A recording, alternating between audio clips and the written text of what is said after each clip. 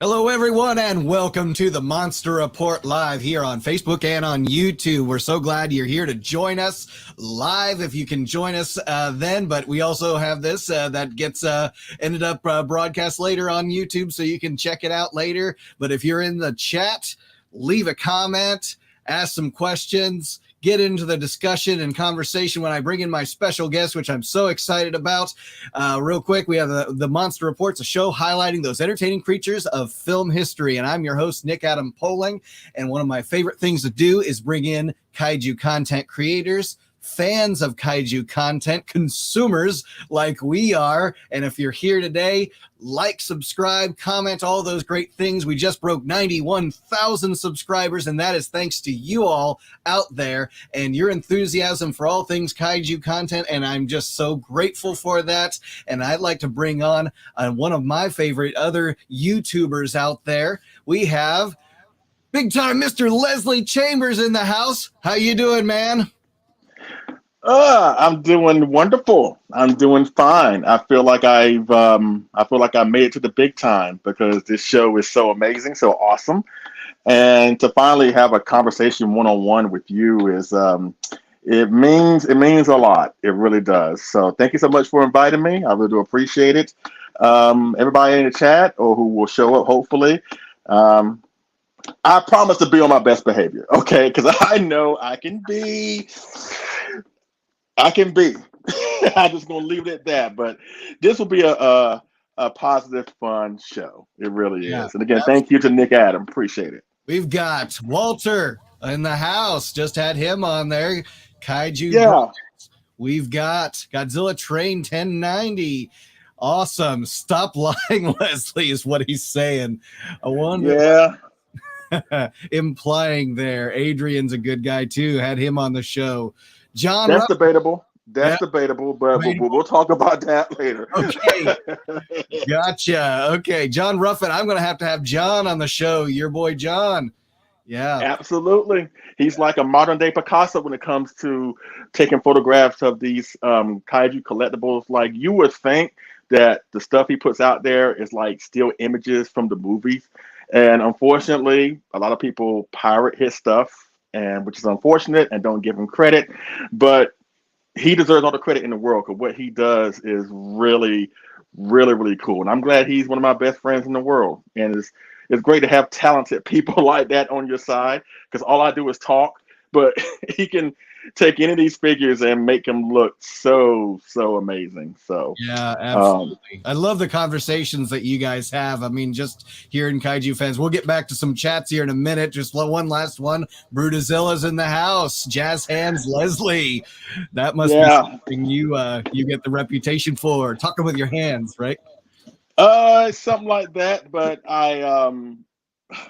because I give Brutazilla and Adrian sometimes a hard time, but it's coming from a place of love. You know, I don't mean some of the hardcore comments I do say. So now, I mean, and you know what? I don't blame them for doing this. They're taking shots, not taking shots per se, but they're kind of they got free will, free reign to say what they want to say. Because again, I'm going to be on my best behavior. Now, if this were on my channel, if I was hosting, I would have lit them up a long time ago. But this is a family-friendly environment, so I'm going to just, again, and also I'm representing Collect All Monsters, so it's not just about me anymore or my channel. But again, they're really cool people. Adrian, John Ruffin, of course, Jedi Grand Bell. You know, they're awesome people, Brutazilla, and I'm glad they're my friends, and I appreciate them tuning in tonight. Absolutely. And you've seen how I'd like to do the show, where I like to do the one-on-ones, bring somebody else on here that I haven't had the chance to talk to, and get kind of their kaiju upbringing. We all kind of had a starting point in our lives, whether that was later in life or real early in life. There was a point at which the spark happened, when it's like, I love this stuff. I found Godzilla or Gambra or Mechagodzilla, Ghidra, Rodan, one of these guys, and it just ignited something into us. So go back, take us back. How did it all get started for you, man? And again, I've told this story many times before, but you haven't heard it. But basically, I was like 3 or 4 years old, and I don't know why my mom and my brother did this, but I went to bed early one night and they woke me up out of my sleep and they brought me into the living room and they were telling me while they were taking me to the living room. Mind you, I'm trying to get the crust out of my eyes and trying to get my bearings together. And they were saying, Godzilla's on TV. And honestly, I did not know who Godzilla was. And I guess they assumed because at the time, this was like in the early 80s. And the 80s was an awesome time. And they knew I loved so much. I watched so much TV. I was a fan of Transformers, Voltron, Ninja Turtles, Knight Rider, A-Team, GoBots. I was a fan of all these larger-than-life characters. So they probably assumed that I knew about Godzilla, which I didn't. So they brought me into the living room, and I see the scene where Jet Jaguar is flying over the ocean, and Godzilla is in the ocean, and they're making their way towards Japan. And it was at that moment I was like, I don't know what that awesome multicolored robot is. Now I don't know what that awesome dinosaur-looking thing is, but it was at that moment that made me a fan. I know a lot of people also say that their gateway to Godzilla was them being dinosaur fans, and I'm have to be honest here. I'm like a rare exception. I never was really a dinosaur fan, and this may seem blasphemous when I say this, but I've never seen the original Jurassic Park all the way through. Yeah, Nick. Yeah, I'm kind of different. I've seen bits and pieces. Like I've seen the beginning. I've seen the lunch scene where Jeff Goldblum, gives that awesome speech. Then I check out. Then I come back where the Triceratops is going through his issue. Then I check out. Then I come back when the T-Rex attacks for the first time. Then I check out. Then I come back when the raptors are following the kids in the kitchen. Then I check out, and then I come back when the T-Rex makes a babyface turn at the end. So I have not seen the original Jurassic Park all the way through. I know that's like somebody saying they have never seen Jaws all the way through, but I love the Lost World. I've seen that all the way through. I've seen Jurassic Park 3. I've seen Jurassic World, which is my favorite of the Jurassic Park films. I haven't seen Dominion nor Fallen Kingdom. Again, I kind of like checked out after Jurassic World. But again, a lot of fans say their gateway was them being dinosaur fans, but I never really was. I was just more so a fan of these larger-than-life superhero-like characters, which is why, seeing a superhero version of Godzilla really got me hooked. And then after that, just started learning more about, wow, there's more films with this guy out there where he's different characters and stuff like that. And there's other monsters. That was really the starting point for me. Godzilla was a Megalon, which I know doesn't have the best reputation in the world when it comes to certain fans, but I will never knock my gateway to this awesome franchise and this awesome community and meet awesome people like yourself. So that was my first ever exposure to Godzilla, Megalon. Oh, and I would say, yeah, since you're closer to my age, growing up in the 80s like that, Showa was your starting point, and that's kind of always what we had. Of course, we had the VHS tapes, we had broadcast TV, and that's how we started finding out about the giant monsters and the rubber suits and all of that. And so Godzilla, it led to the other giant monsters eventually. Yeah, pretty much. My first movie was Megalon. Then I think my second one was Godzilla vs. Mechagodzilla 74. Then I watched King Kong versus Godzilla. Because my access to Godzilla films was very, very limited. Because I'm from a small town in North Carolina, and the TBS Superstation, and back in the day, at least for me, the best two things about that network was WCW wrestling, when wrestling was actually good. God Almighty! I'm trying to go into wrestling, but when wrestling was good, you had WCW television. Then on Saturday, remember there was a show called Super Scary Saturday that was hosted by Grandpa from the Munsters. Oh yes, and remember that? So yes. Every now and then he would show different versions, not different, but different Godzilla films. He showed the 54, Son of Godzilla, Monster Zero, Sea Monster, and the rest I found through local video stores. Gigan was on video, New World Video, remember that? That's right. 84 or 85, I should say. So I had a great monster science education all at one time, and it was just fascinating to know that there were so many different movies out there. And again, those that I were exposed to, I had no idea that there were much, much more that I didn't see. Um, but yeah, that's what really grew me becoming more of a fan. Um, Seeing all those versions of Godzilla all at one time, and again, Showa is my favorite era. You know, I know the films, the special effects are dated by today's standards, but give me Godzilla versus Megalon or give me Godzilla versus Gigan over any blockbuster nowadays.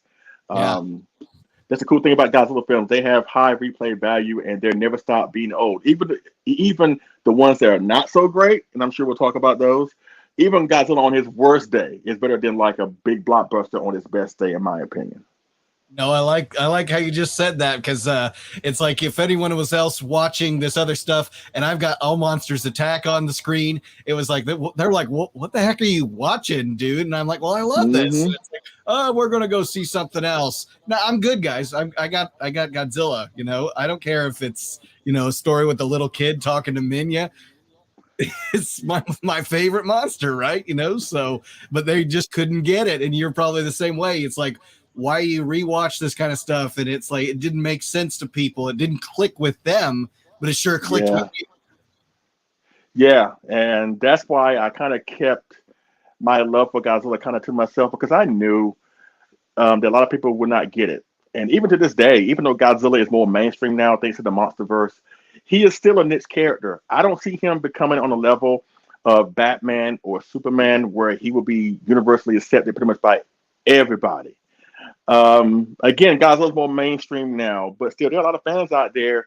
When you say Godzilla, they think of the goofy tail dragon dropkick version, and which is unfortunate because, yes, a lot of these films are whimsical, entertaining, but there are some Godzilla films that have like some messages in them, like some real life messages, and that's why I've always tell fans, at least new fans, that may have came into the genre with the MonsterVerse. Go back and watch the original Godzilla film, 54, 56 too, but go back and watch the original. And if you can, learn more about the real life events that spawned Godzilla in the first place. Lucky Dragon #5, the atomic bombings of Hiroshima and Nagasaki. It's a real fascinating story, but at the same time, it's a real tragic story.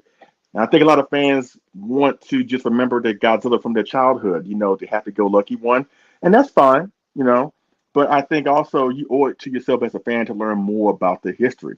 Like, far as I know, Batman, Superman, James Bond, they were not conceived through a real life incident, but Godzilla was. And I think you may not enjoy the story, but at least you owe it to yourself as a fan to learn the story. Yeah, I remember. Yeah, learning about that whole Lucky Dragon incident with the Bikini Atoll and the nuke and all that. And it's like this film came out literally within the same year of that happening. That would be like making I've always kind of said it this way, making a World Trade Center movie the same year in 2001 that it happened. It's too close to the open wound, but yet it happened here in Japan, where the opening scene of 54 with that fishing boat out there and a large flash, and the first victim is the radio operator, and you're just like, oh my goodness, they went there, they really they really had something here. And controversially, of course, we over here didn't have that incident happen to us, so it didn't hit the same way as maybe it impacted the Japanese audiences. So yeah, that's what's interesting about learning that backstory, that it's more than just they wanted to make a giant monster movie. They wanted to send a message. They wanted to tell a story, and maybe this story would bring that story to light. Exactly. And like, Godzilla is too entertaining that he evolved into so much more, a villain, an anti-hero, a superhero, a father figure, a force of nature. Godzilla can be all those different things, and he's pulled them off really well. Because to be honest, Godzilla has had a career that I know that a lot of real life actors would kill to have. You know what I mean? Yeah. But again, go back to the original. Again, it's really, really serious. Especially that scene in 56 and 54, where Godzilla comes to Tokyo for the second time and he's burning the city to the ground. and I've only seen the 54 maybe a few times because I grew up on 56. I actually prefer 56 over 54. But there's a scene where Godzilla is burning the seat to the ground, and there's a lady clutching three children, and she's saying something in Japanese. And upon doing some research, or at least on watching the subtitle version, she's basically saying, "Don't worry, kids, we're about to join Daddy in heaven." That right there, that is so heavy because again, Godzilla in the original represented, that fear that what we have done to our environment and to our world with nuclear weapons that could come back and haunt us. Godzilla is based off of real life fear, and even through it all, even with him doing what he does in the film, killing folks, burning the seats to the ground, even he is a victim because it's not like he asked to be here. But again, kind of like what Hayashida said in 1985, 1984, when man falls into conflict with nature, monsters are born. So it's not, is it our fault? Is it his fault? I think that is worthy of a conversation. And I think you'll get a mixed reaction on, what that is. But that is why Godzilla is so much more than the goofy one that we grew up on. He is so much more. You just got to have an open mind about it. The problem is a lot of people don't. And that's unfortunate. But again, that's why I love our community being a niche community because we appreciate it. And I'd rather have Godzilla be appreciated by a small number of people than for him not to be appreciated by people in a larger mass that may not want to know the history. Absolutely. Yeah. Godzilla Train. He's like talking about the Japanese scene. So heartbreaking, you're really bringing, Walter back, to the memories. Sandra Chambers is in the house. That's my wife. That's my wife. What's up, babe? Yeah, good to have you here. Seismic Toys, that'd be Chris. He's in the house. Good to have him. All right. Yeah, everyone out there, smash that like button, or as my good friend Everett likes to say, Everett Grondin from Godzilla Fan Freaks, atomic blast that like button. Yeah.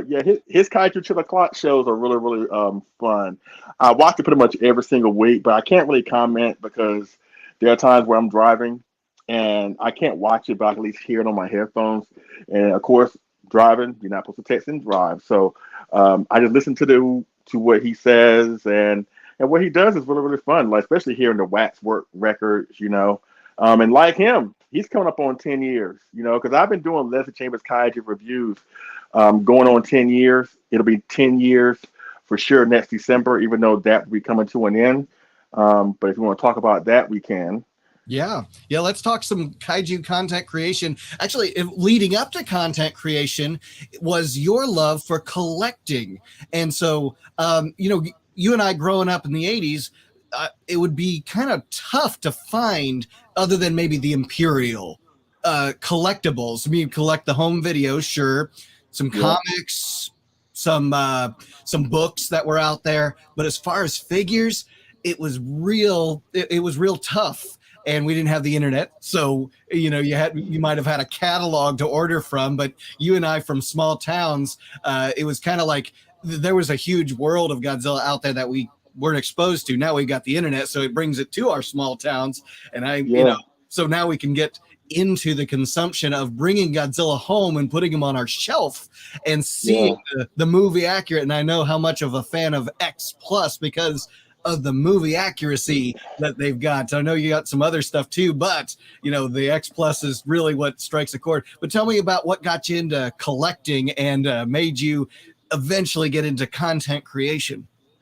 Well, my first ever Godzilla collectibles were way back in the day. And again, I had the Imperial. I had the Imperial Godzilla. I think I had a King Kong. I think he was Imperial, even though Kong was bigger than Godzilla.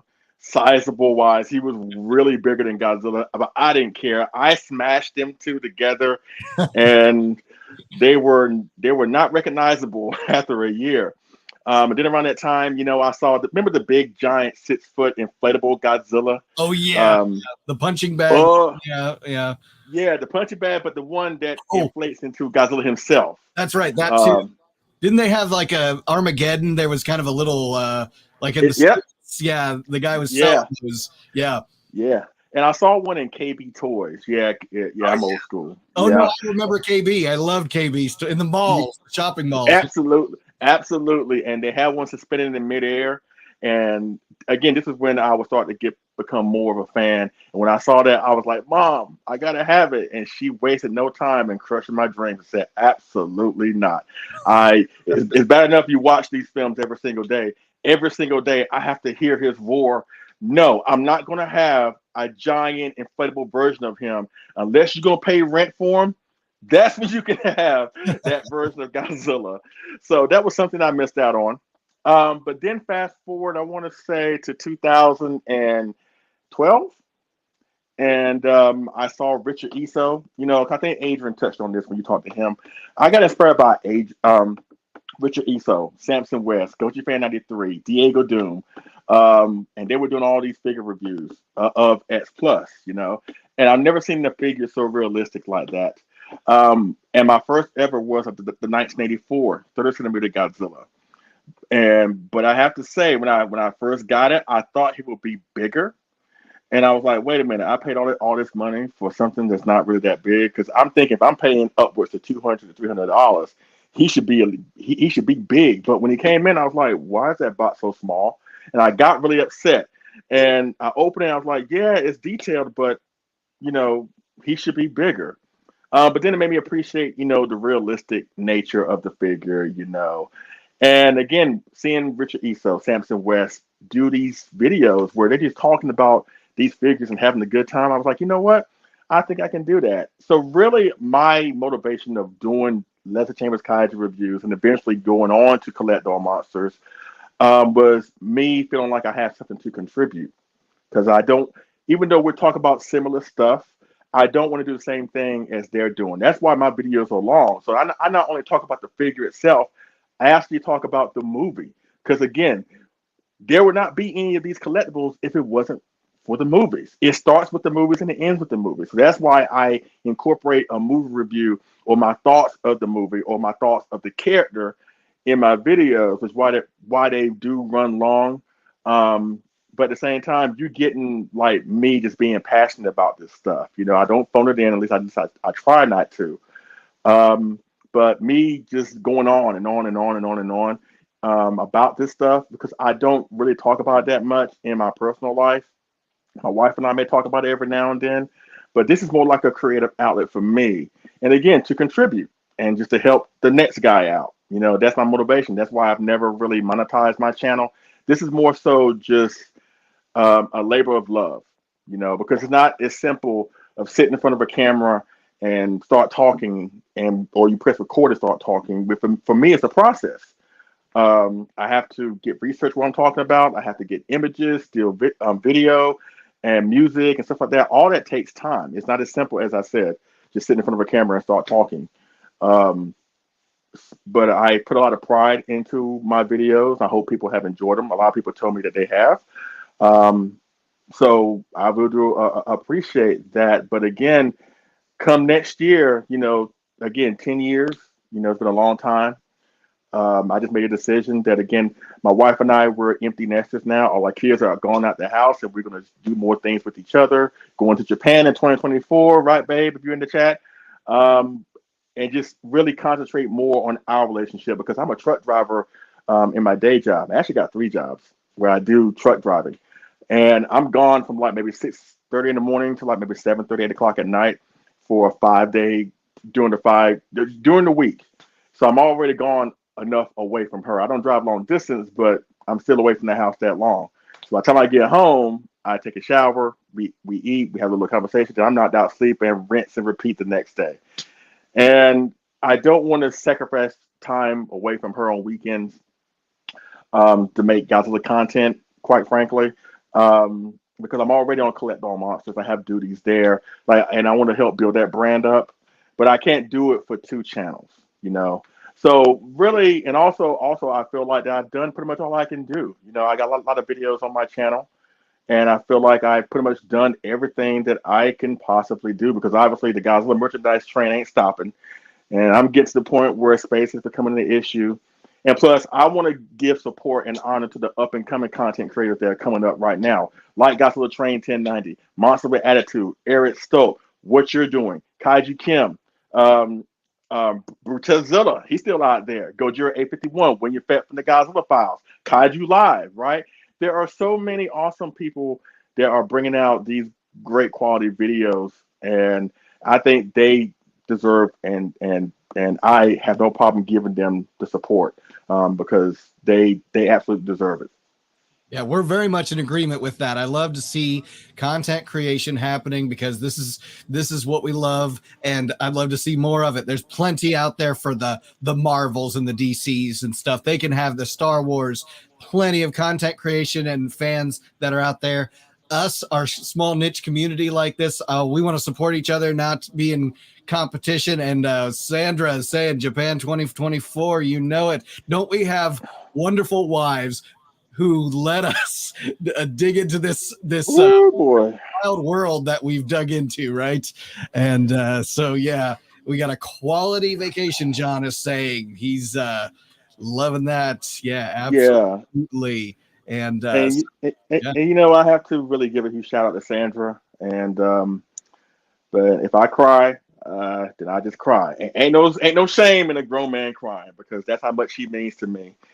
But the fact that she has supported me since day one of my collecting with Collect All Monsters with my channel, excuse me, she has supported me from day one. She has not looked down upon it. She has not say anything derogatory about it. She has supported me. Now, she had to get me in line a few times. Like, look, I don't mind you buying whatever you want to buy, but make sure that the house is taken care of. You know, because when I was single, you know, I have no problem admitting this. You know, I made poor financial decisions. But with her getting me on the right path, she was like, look, I have no problem doing what you want to do, but make sure that home is taken care of. And which is really, really awesome. And ever since then, ever since I got myself on the right track, thanks to her and thanks to her support, it really means a lot. And even now to this day, she offered me some advice and give me some show ideas or figure ideas. And again, I couldn't ask for a better partner than her. And I love her to death. If I were to die and come back, I would still choose her. You know what I mean? I just can't thank that woman enough. And I hope she knows how much of a blessing that she has brought to my life. And the fact that she's a Godzilla fan herself, her favorite movie is GMK. And it's nice, you know, when we talk about these movies and watch the movies, you know. But the one thing that I will say about Sandra, which is kind of funny, and I kind of pick on her a lot sometimes, is that, you know, she's a Godzilla fan, right? But she absolutely detests, she hates, she despises when either somebody on a dub version of this movies or a fan or whatever, if they refer to him as Godzilla, she absolutely hated it. And that's why I can't watch the dub version of Biollante, because they do that a lot in that film. They call him Godzilla, and every time she hears that, she just like, oh God. And then she like disappears for like 2 hours trying to get the steam off her dome, you know. But it's nice for her to be passionate about, you know, stuff like that. And then it wasn't until she said that when I actually heard it for myself. I'm like, you know what? She's right. Especially in Biollante, they refer to him as Godzilla. But right. Well, it is what it is. I don't know. Yeah, there's something about that. Yeah, do not put the R in Godzilla. There's no R, right? But she loves it to the moon and back. That is awesome. I love hearing, you know, from our families, the families that love us, the right with Sandra on that. It is cringe. They kill her with that. But I guess it's that those Australian accents, the Aussie people that they bring in to do the dubbing, which is weird sometimes hearing an Aussie accent out of a Japanese actor. Sometimes it kind of works. Other times you hear that accent where they call him Godzilla, everything ends with an that ends with an A, ends with that. And I don't know why, but sometimes you hear the British accents too coming out of a Japanese mouth, and you're still kind of like, where did that come from?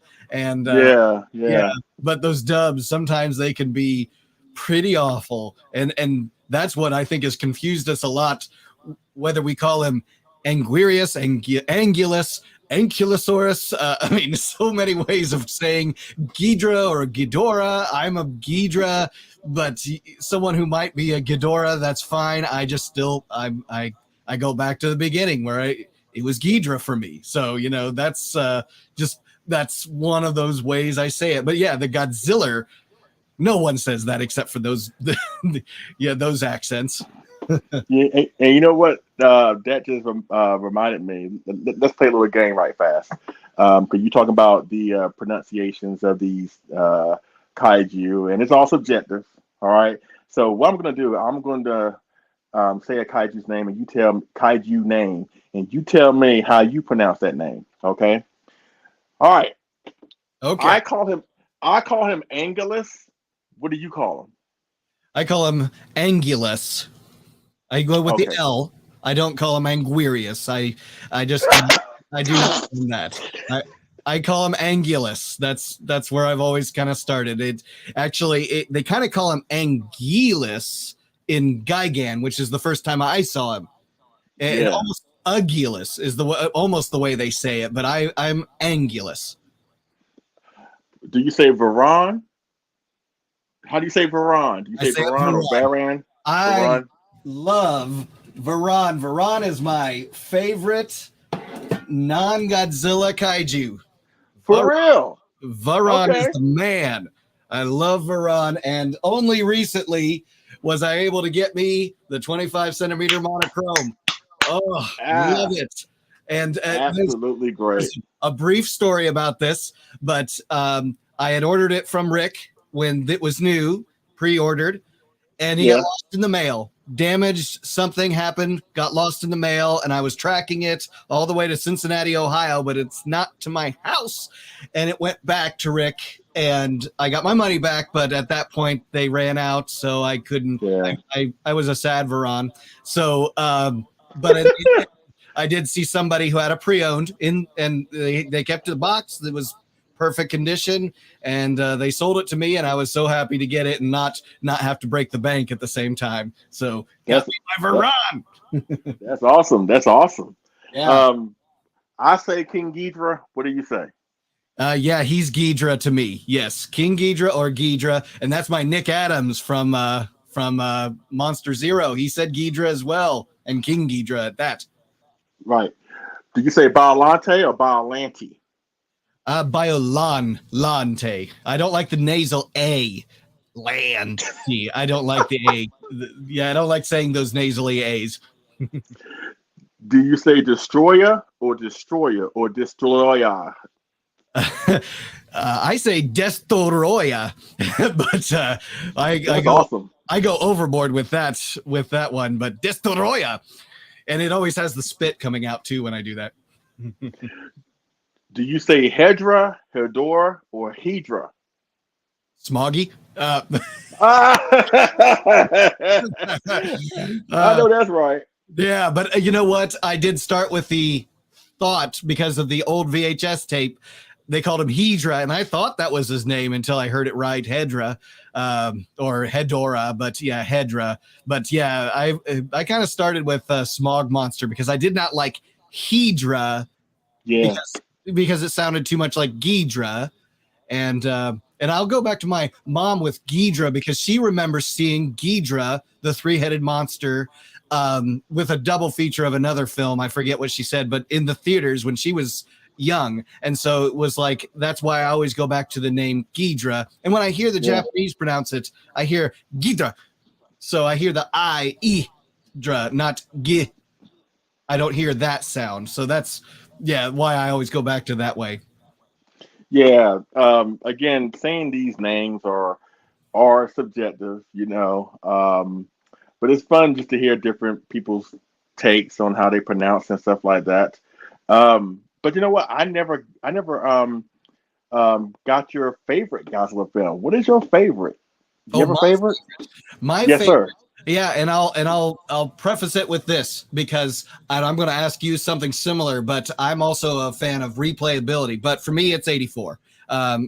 and actually 85 because that was what sparked it for me. It was on either television or my brother had rented it from the local video store. And so when I saw Godzilla at the nuclear power plant and pulling the reactor out, I was just like hooked at that point, because I'm like, I saw the scale of the people in the foreground and him in the background, and I was just like, I got to see more of this. And then watch the rest of the movie, and it scared me as a 3-4-year-old kid. Yeah. Even though it scared me, I wanted to come back for more. It was like a roller coaster, you know? I'm like, I got to see more of this. But yeah, that's my favorite. I always go back to 84. Love that film to death and could watch it over and over again. So it's got the high replayability for me too.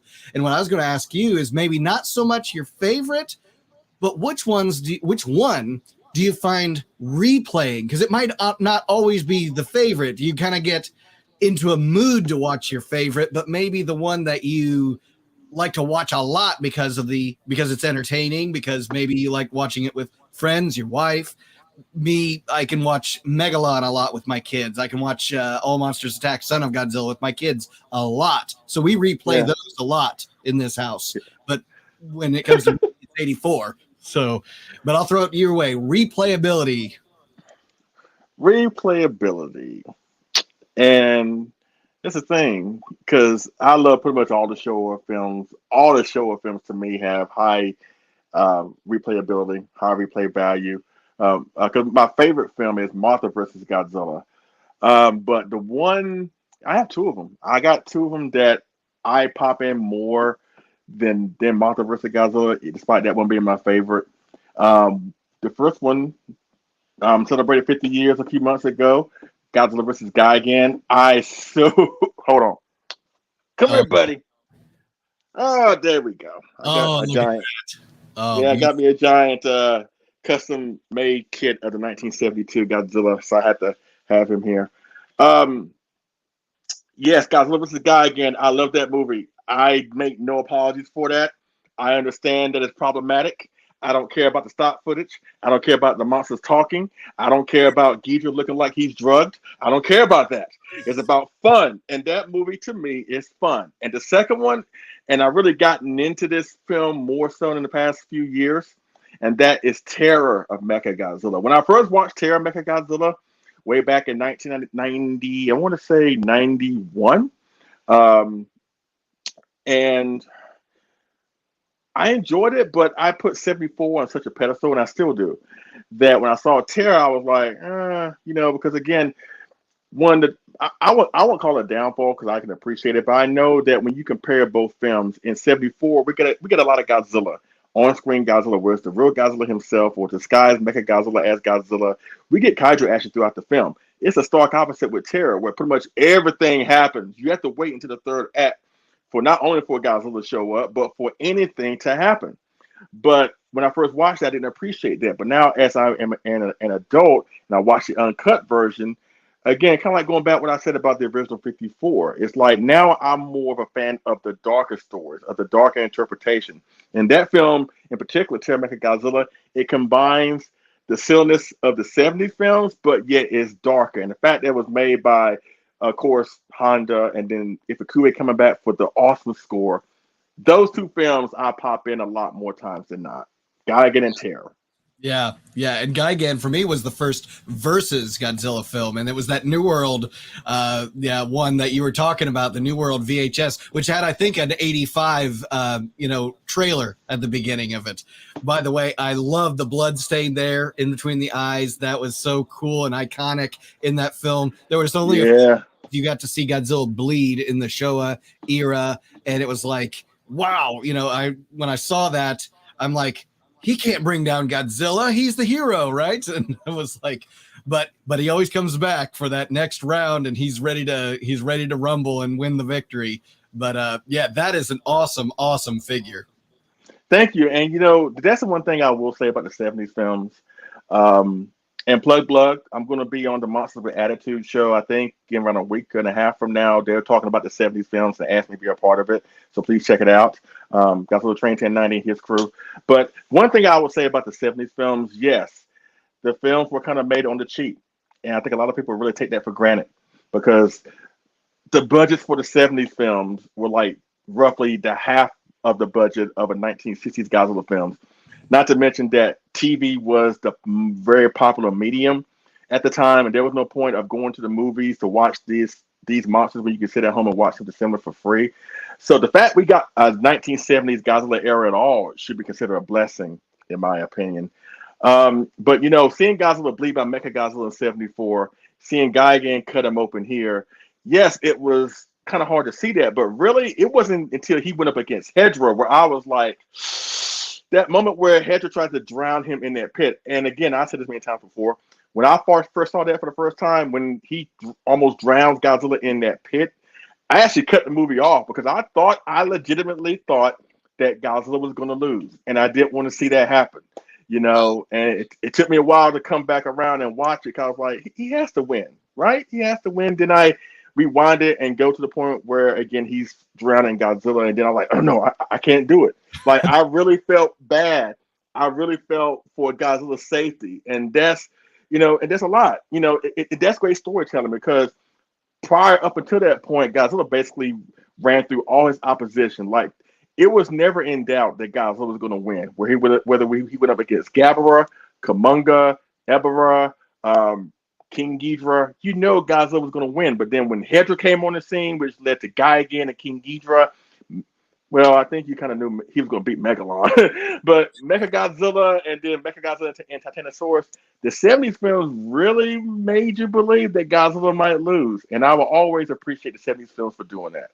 Yeah, and like you said, we might not have. Ultraman was a big kind of bring down of the film series because television was becoming so much more popular. Why go to the movies when I can get the monster of the week brought in television, which I love Ultraman too, but it's like, man, if we could have had both built up somehow, but we at least got a few Godzilla films in the 70s. It didn't end with Destroy All Monsters, but yeah, like you said, the budgets were down, stock footage was used, but hey, we got some pretty cool action, and at least it kept the franchise alive, and then we got it later.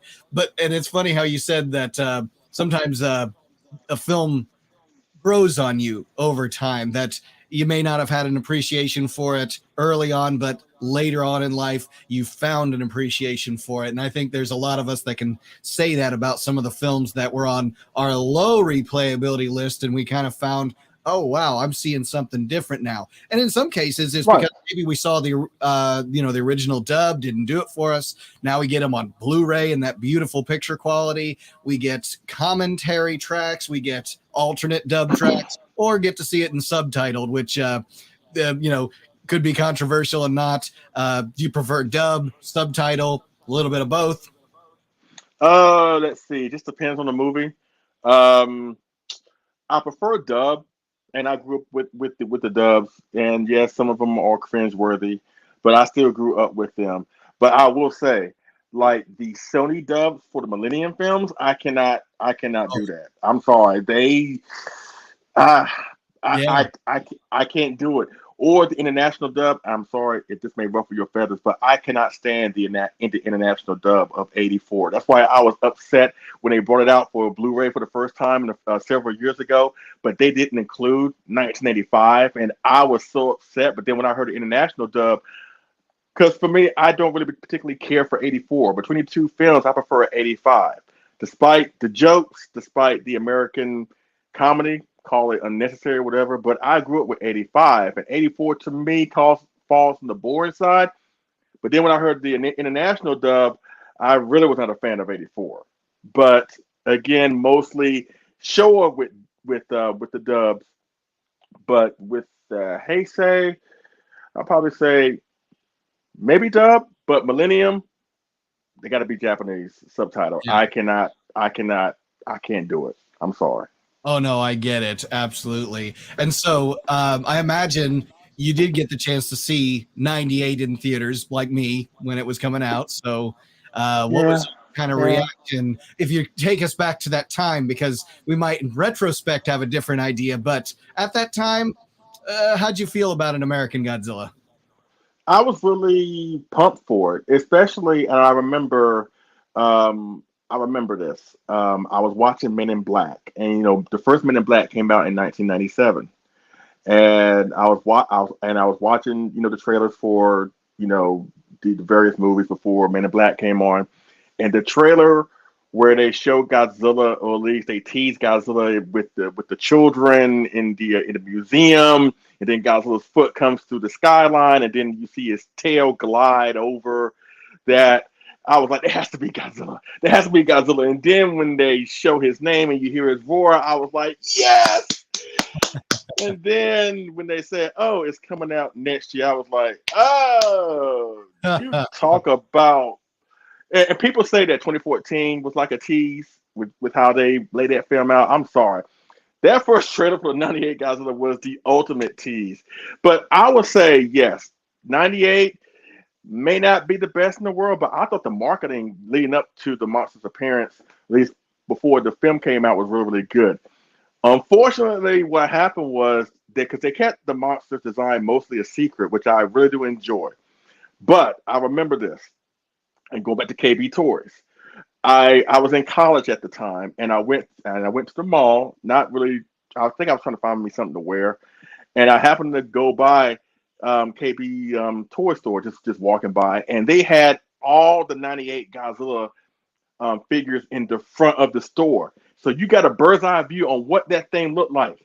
And I looked at that and I was like, I didn't write it off totally. I was like, seeing just a figure and seeing on the screen is two different things. So maybe me watching the film will give me a better appreciation for it.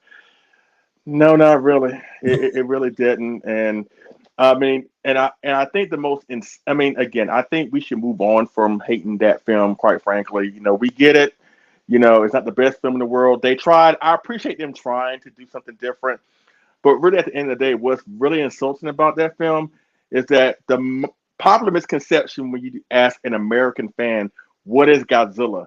The first thing they're probably going to say is like, oh, you mean that big, giant lizard thing? And that's basically what they did with 98. They just made a big, giant lizard that doesn't breathe fire, that can attach himself on buildings, that runs away from the military, has nothing in common with the original Godzilla, and they made him pregnant. Now, I'm all for, and that's the thing. That's the thing. People give Shin Godzilla a hard time, saying it's too much of a departure. And I'm sitting there thinking, like, have you not seen the 98 film? You better appreciate we got Shin Godzilla. But again, I watched the 98 film, and I just, as a fan, I was disappointed. I really was. But I was even more disappointed because it came out with Godzilla 2000 a year later. And I went to the movie theater because it came out in movie theaters. And because it was a packed house when we went and saw 98. So I was thinking the exact same thing was going to be with Godzilla 2000. Like, this is the original Godzilla. This is Suitmation. This is Tokusatsu. We're going to have a jam-packed house in that theater. And I walked in there and I was like the fourth person. I was so upset. I was mad. I was like, you can give all that money to that tuna fish, non-breathing fire, phony, but you're not going to give the true king, the real king from Japan, what he deserves. I mean, even though I enjoy Godzilla 2000, it hasn't aged well with me. But I really got really upset as a Godzilla fan. There was only 4 people. Literally, I was the 4th person in there. It was like quiet, like a library, but yeah, it is what it is. I'll tell you a quick story on that. I've never said this before, but when I saw 98, I saw with my older brother, who's, he knew that I was going to get in there and I'm going to be yelling, it's not really Godzilla. It's not really him. And I was like, he doesn't breathe fire. Yeah. He's not indestructible. So, and at the end of that film, it's Jimmy Page and Puff Daddy doing that song together. That was, and he's like, well, what the heck is Jimmy Page up there playing with Puff Daddy and ruining Kashmir? And I'm like, but Godzilla. And he's like, but Kashmir. But I'm like, so it betrayed both all at the same time, taking something that was old and sacred and great and kind of mishmashing it with the popcorn blockbuster idea that we're just going to market and sell this thing and package it however we can to get the most audience out of this.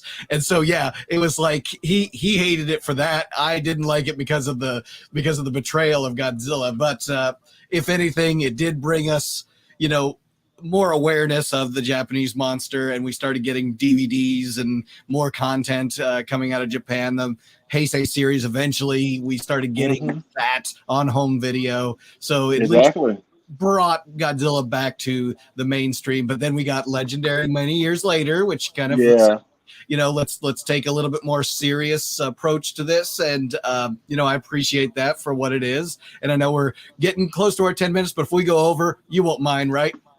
No, we're fine. Okay. But also at the same time, the 98 film did lead to the Millennium series and GMK. So that alone makes the film not that bad, in my opinion. Exactly. Yeah. At least we have something, that sparked some life back into it. So yeah, absolutely. We've got that, and we ended up with our Millennium series, our Legendary Shin Godzilla, and here we're clamoring for more. I actually did get a question from our boy Chris. He texted it to me earlier. He'd like me to ask you about figures. If you had the Dream X Plus figure to be released in the future that you could pick, what could that be? Oh, sorry, Godzilla. Let's see. Oh God, because there's so many to choose from. Well, then again, not really. Let's see. If I could pick, if it was up to me, I would pick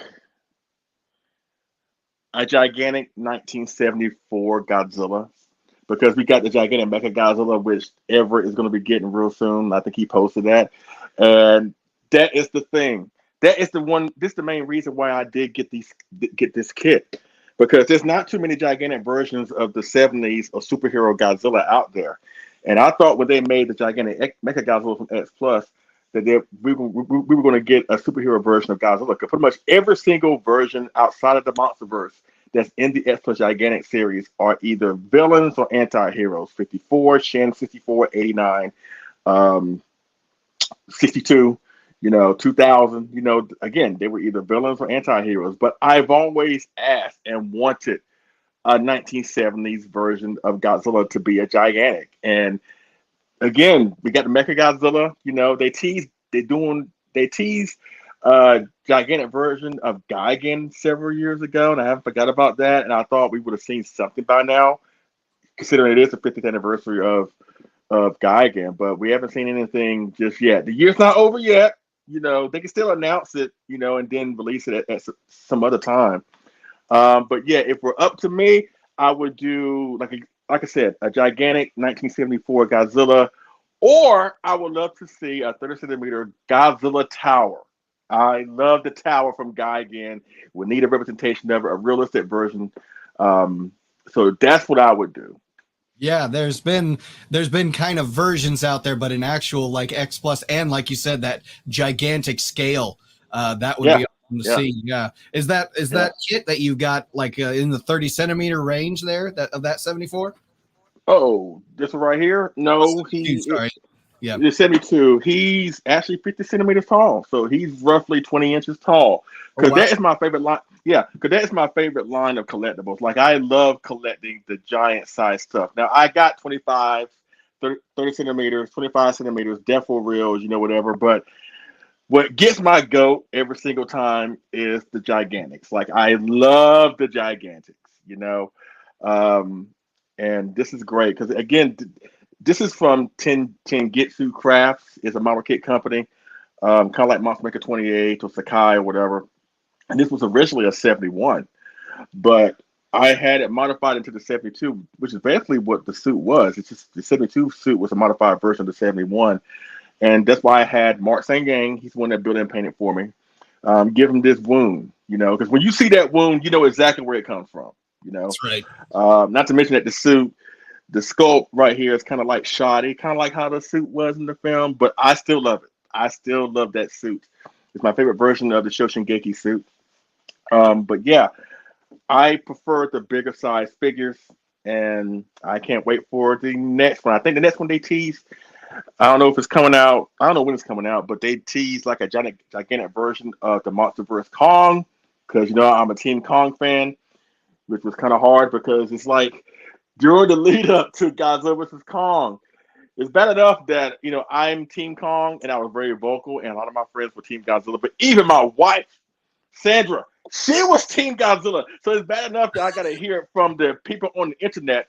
Now, when I come home, she tells me every now and then before the movie came out, like, you know, Kong's going to get his whip. Like, you know that, right? Like, there's just no ways around it. And I'm sitting there like, oh. And so we're watching the movie, and that moment when Kong whacks Godzilla in the head with the axe and send them flying. And I'm sitting there like, yeah, yeah. I get in Sandra's face a little bit. I was like, you see that? You see that? And then they show a close-up of the axe just fizzling down. And I was like, oh boy, that's not a good sign. And then we get to the final fight where Godzilla goes berserk and basically just, he breaks Kong's shoulder and starts scratching, and Kong is backing up, and the look on his face is like, maybe I bit off more than I can chew. And Sandra is looking at me like, you ain't saying nothing now, aren't you, big man, huh? and then when he puts his foot on his chest and screams in his face, submit, I was like, it's over. Yeah. It's over. But it was fun for what it was. Yeah, I was gonna say, your reaction to what we've gotten now so far with Legendary, positive, mixed bag. What would you say?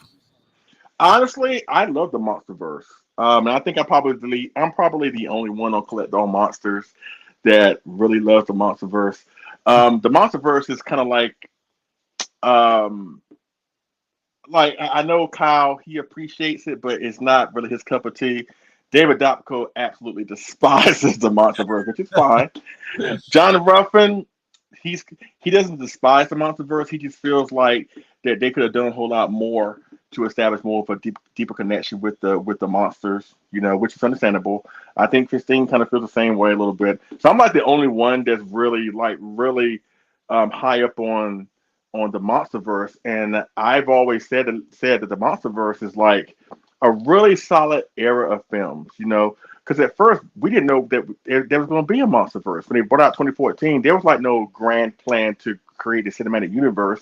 2014 did so well, they were like, you know what, we got something here. So really, by a huge blessing, we got the MonsterVerse, you know, and it seems like it's still keeping going with with I guess the Kong anime stuff, and you know they're doing the Monarch, I guess Apple TV show. We also know that Godzilla vs. Kong 2 is coming out, so the MonsterVerse is not stopping.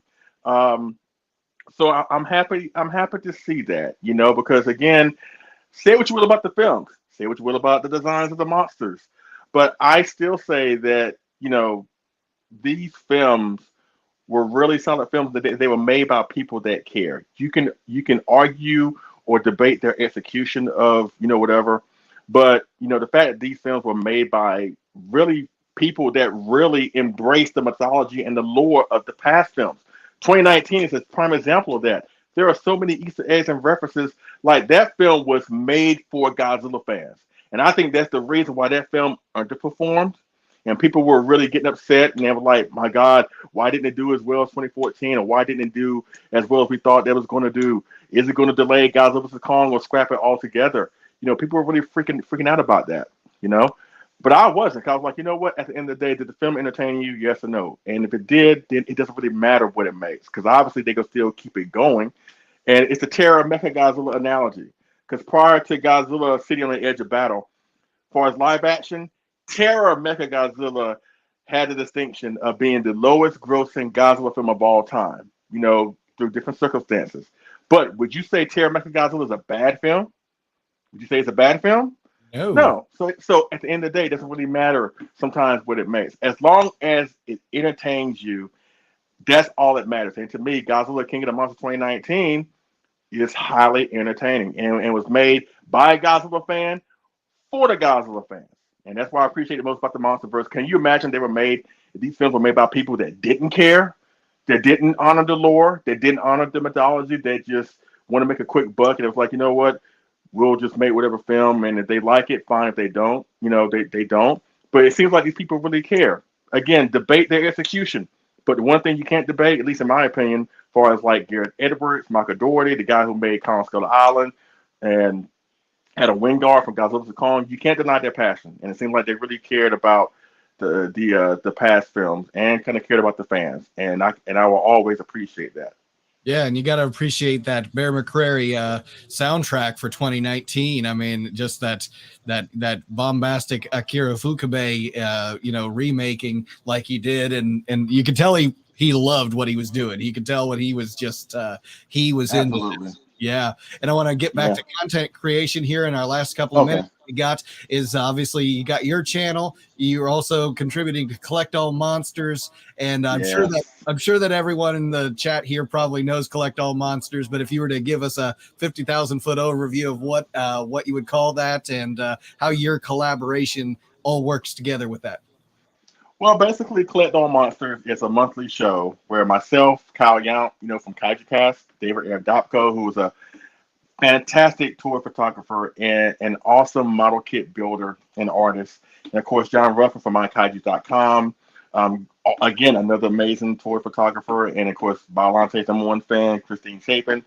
We all come together. We've all been selected to come together and give a monthly show where we talk about anything and everything for us, like collectibles, Kaiju collectibles. Because again, since the MonsterVerse came out, it's like there's no shortage of collectibles.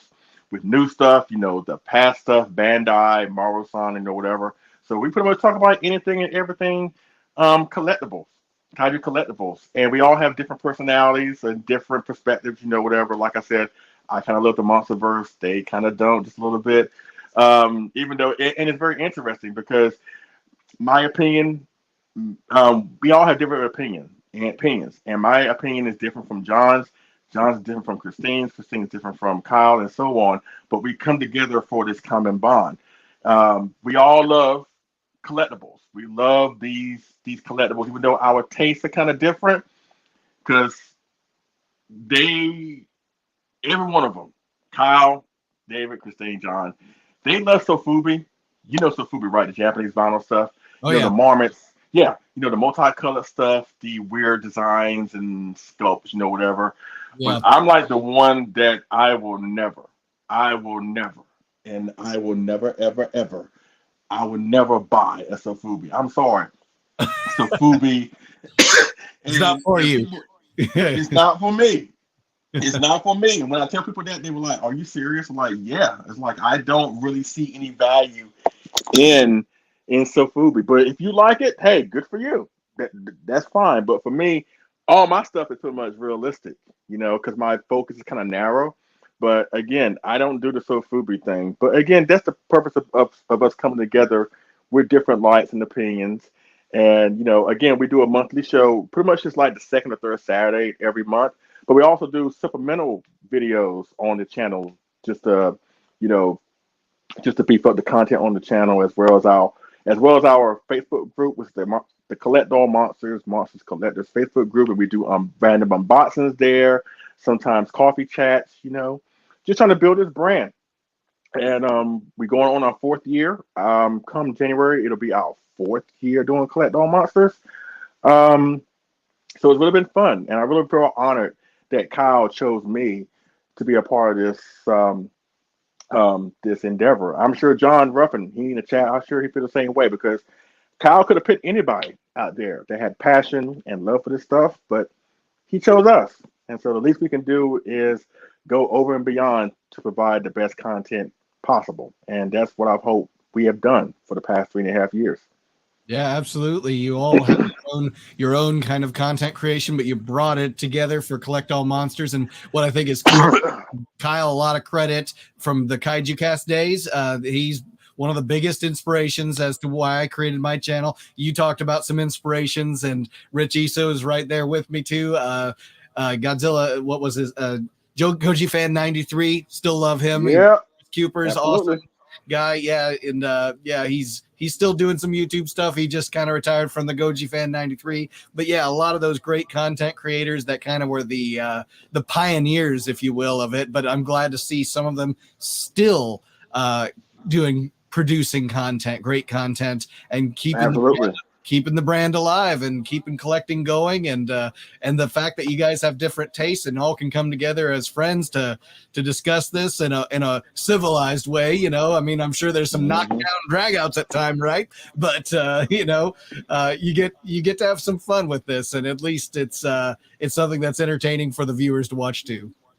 Absolutely, absolutely. And again, I want to thank everybody on behalf of the rest of my co-hosts. I want to thank everybody for supporting Collect All Monsters, you know, because we came at a time like before the pandemic hit, and when the world just went to crap, unfortunately. But a lot of people have told us that our shows, and I'm sure shows like yourself, and other content creators out there really help people get through, you know, because it was a really wacky time. We're still kind of going through it a little bit. It's not as severe as it once was in 2020. But I think what you do, what Collect All Monsters has done, again, what Brutazilla does, what Monster with Attitude, Eric Stolt, you know, Richard Eso, Sansa West, anybody that takes time out of their day just to make a video that will hopefully be seen by people and make them feel good, at least take their minds off what's going on in the world. The fact that y'all did that when you really didn't have to do it really shows that you have great character. So again, I'm so proud to be a content creator. But again, at the same time, you know, again, because I am winding down in terms of me collecting stuff as well as my channel. Again, I will stop doing regular reviews come next year on December on the 10-year anniversary of my channel. I think that's probably the appropriate time for me to go out. And right now, I want to just help other content creators. Like I want, you know, if they need some advice or if they need show ideas, I don't mind being that guy to help you out, you know, whatever, because I want to help. And that's where I am right now. So, because a lot of people helped me along the way to get where I am. You know, 10 years is a long time for producing videos. Again, my wife is a godsend for accepting that and believing in me and motivating me to produce the best content out there.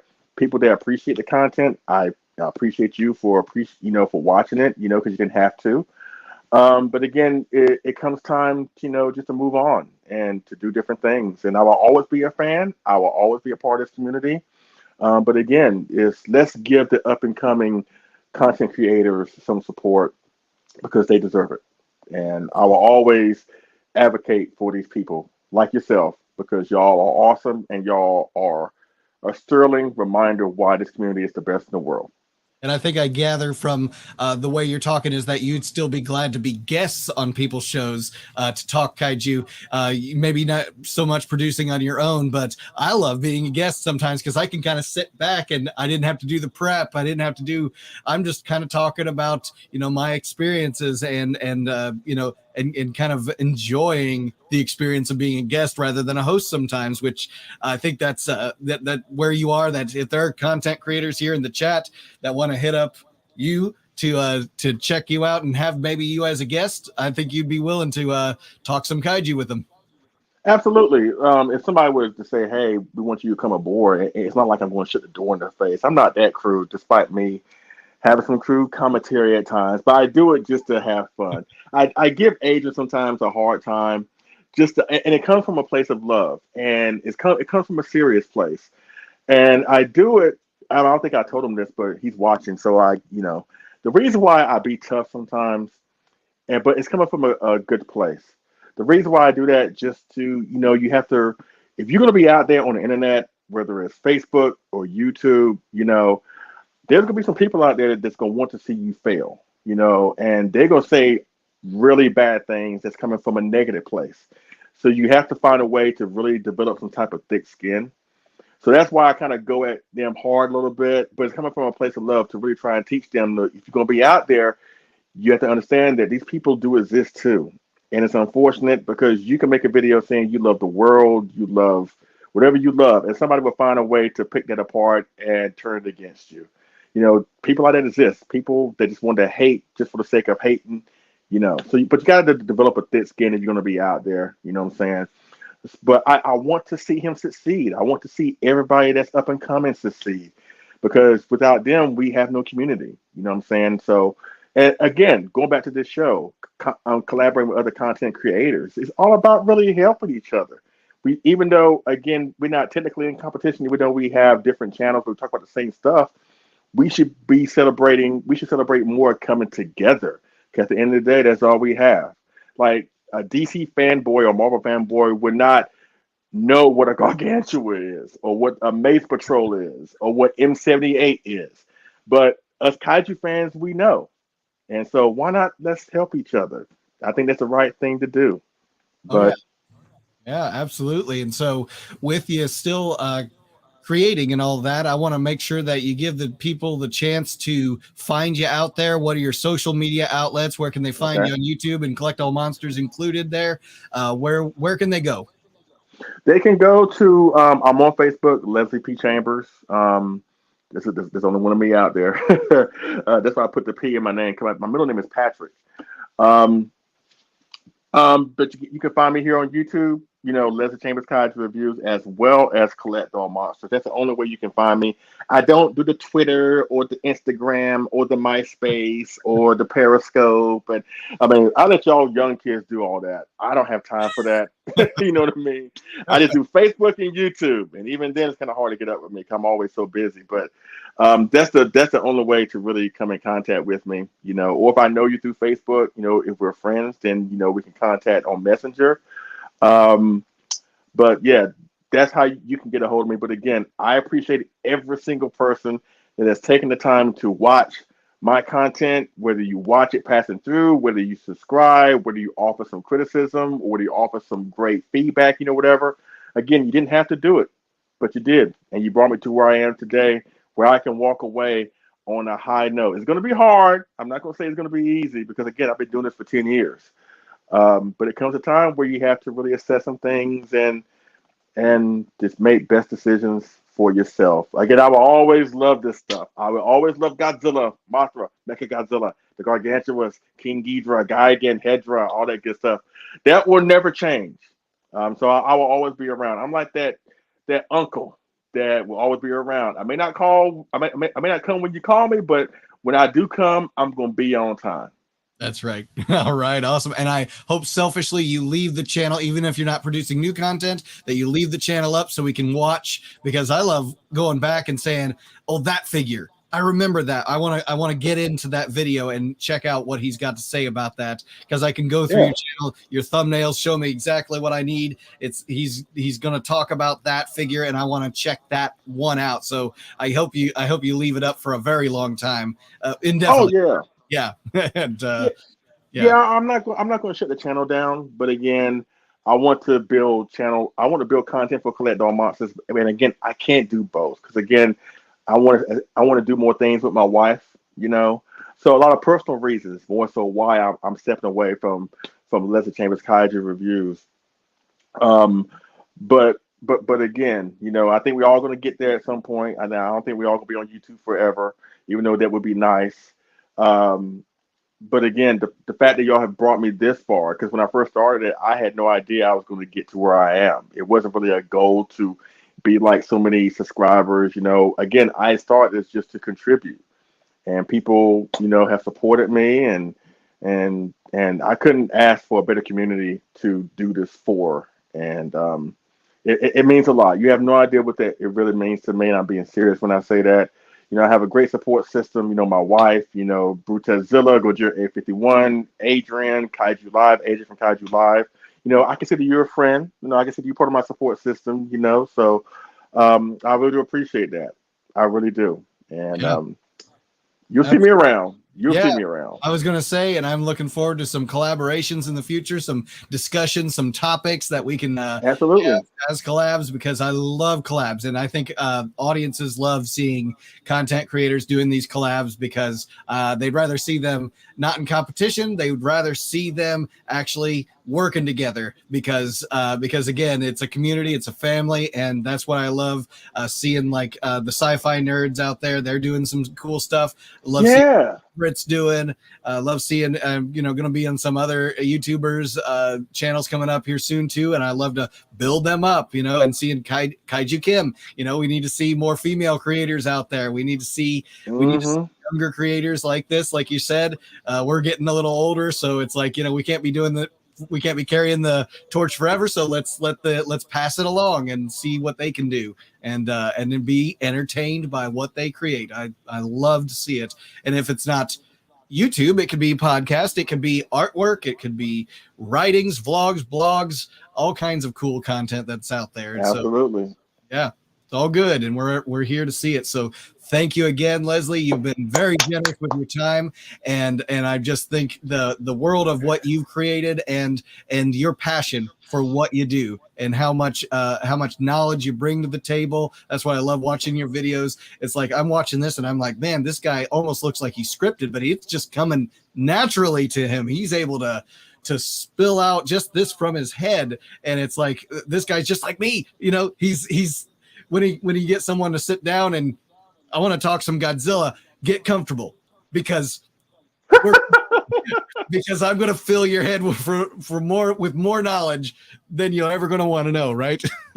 Absolutely, and that's why it's great to have collaborations like this. And again, you got an open invitation to either come on my show or Collect All Monsters, but we definitely will make it happen. But I have to forewarn you, the way I do things, I ask sometimes the hardball questions. Sometimes I may have you pick between two popular things. So I may ask you what is an unpopular opinion that may test the loyalty of your fan base. It's not done from a mean-spirited place, but it's done to learn more about you, what you like, what you don't like, because there's no law that says as a Godzilla fan, you have to like every single thing about Godzilla. There are certain things that we feel fall short. But again, that's part of the beauty of learning more about each other. But again, I cannot thank you enough for having me here. I would do appreciate it. And again, this will not be the last you have seen myself and this awesome gentleman. Yeah, he's over there. He's over there. Get together and talk about why we love what we love. And thank y'all in the chat that took the time to be here tonight. We'll do appreciate it. We'll see. And I'll see y'all again on Collect All Monsters in the next couple of days. All right. Awesome. Thank y'all so much. Thank you so much. And everyone out there, like, subscribe, comment, all those great things, and share this video out there. Check out Collect All Monsters, like and subscribe to all the great content they've got, and Leslie Chambers reviews. Awesome. We love seeing what you've got, and they're going to be out there for a long time, so everyone can check it out. So for me, Nick Adam Pulling from the Monster Report, Leslie Chambers, awesome show, awesome discussion, always fun. Mr. Godzilla. All right. And you all have a great day, great evening, wherever you happen to be. And we will catch you next time on the Monster Report Live.